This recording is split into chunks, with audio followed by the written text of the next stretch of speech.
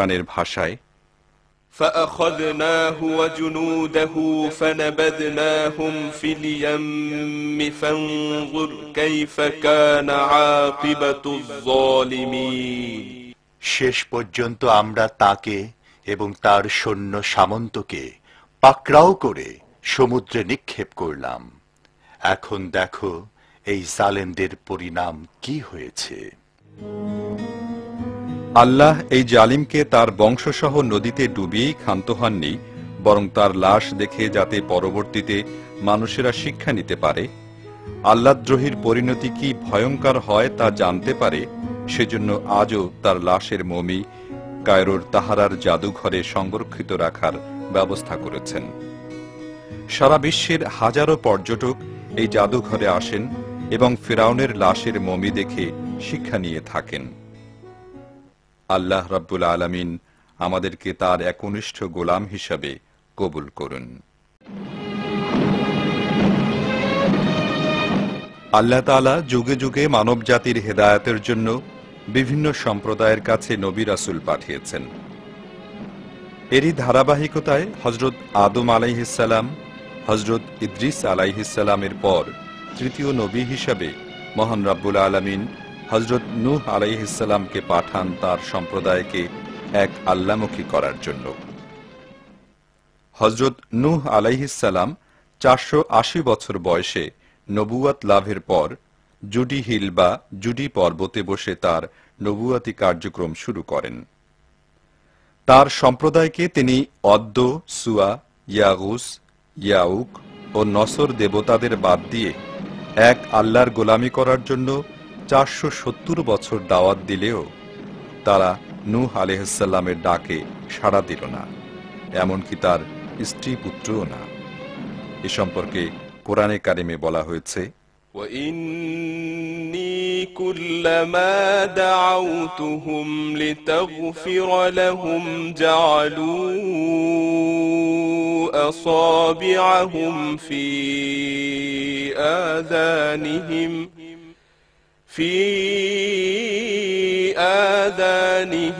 واستغشوا ثيابهم وأصروا واستكبروا استكبارا। আর যখনই আমি তাদেরকে ডেকেছি যেন তুমি তাদেরকে মাফ করে দাও, কিন্তু তারা তাদের কানে আঙুল দিয়ে এবং নিজেদের কাপড় দিয়ে মুখ ঢেকে নিয়েছে এবং নিজেদের সিদ্ধান্তে তারা অনমনীয় হয়েছে আর খুব বেশি অহংকার করেছে। ফলে আল্লাহ রাব্বুল আলামিন নূহ আলাইহিস সালামের সম্প্রদায়ের প্রতি অসন্তুষ্ট হয়ে যান এবং নূহ আলাইহিস সালামকে একটি নৌকা তৈরির নির্দেশ দেন। তাতে তার অল্প সংখ্যক অনুসারী ও পালিত পশুদের জোড়ায় জোড়ায় নিয়ে আরোহণ করেন।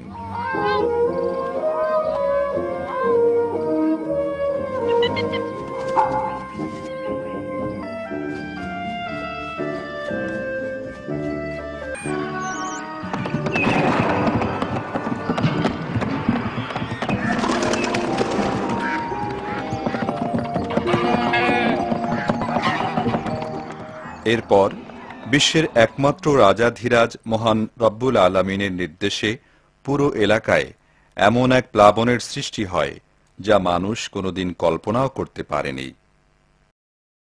এই প্লাবনের ফলে হযরত নূহ আলাইহিস সালামের কিস্তির বাইরে যা কিছু ছিল নিমেষেই সব ধ্বংস হয়ে গেল।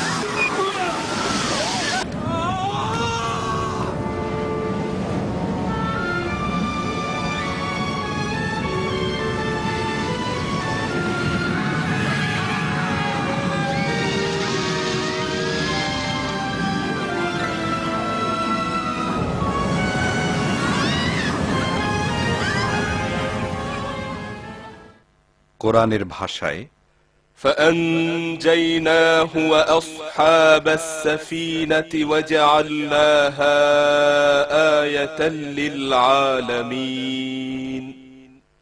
পরে নূহ ও নৌকাওয়ালাদেরকে আমি বাঁচিয়ে দিলাম এবং এই ঘটনাকে দুনিয়াবাসীর জন্য একটি নিশানা বানিয়ে দিলাম।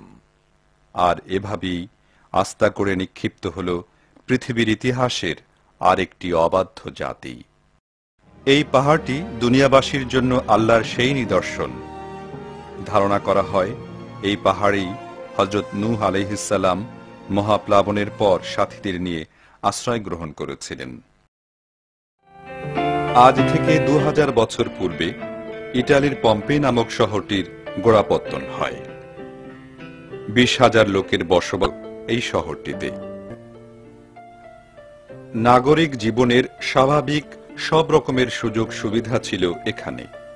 ছিল কোলাহলমুখর কর্মচঞ্চলতা, কিন্তু সব পাওয়ার আনন্দে এখানকার অধিবাসীরা হয়ে উঠেছিল বড়ই বেয়ারা, অহংকারী আর লোভী। এক আল্লাহকে ভুলে দেবদেবী আর মূর্তির চর্চায় হয়েছিল আকণ্ঠ নিমগ্ন।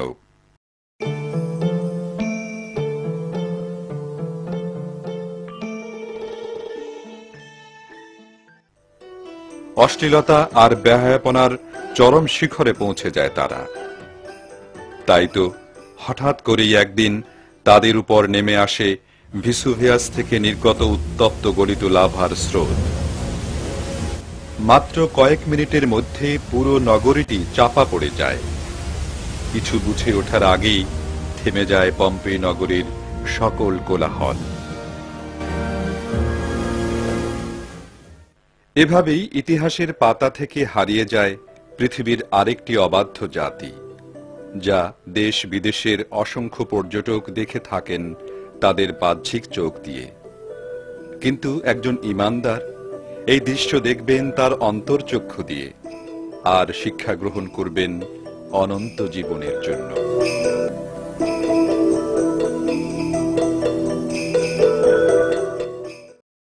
যুগে যুগে অসংখ্য মানুষ ভূমিকম্প, আগ্নেয়গিরি, ঝড়, জলোচ্ছ্বাস, মহামারীর মতো আল্লাহর অসংখ্য নিদর্শন দেখছে, শুনছে, তারপরও তাদের সুমতি হচ্ছে না। আল্লাহর অসীম ক্ষমতার পরিধি উপলব্ধি করতে পারছে না। অজ্ঞতার বশবর্তী হয়ে তারা এগুলোকে প্রাকৃতিক দুর্যোগ বলে চালিয়ে দিচ্ছে। আল্লাহর এই সব সৈন্যরা যখন কোথাও আঘাত হানে, তখন তারা যেন চিৎকার করে বলে, হে মানুষ, তোমরা তোমাদের মালিককে চিনো, তাঁর বিধানকে মেনে চলো।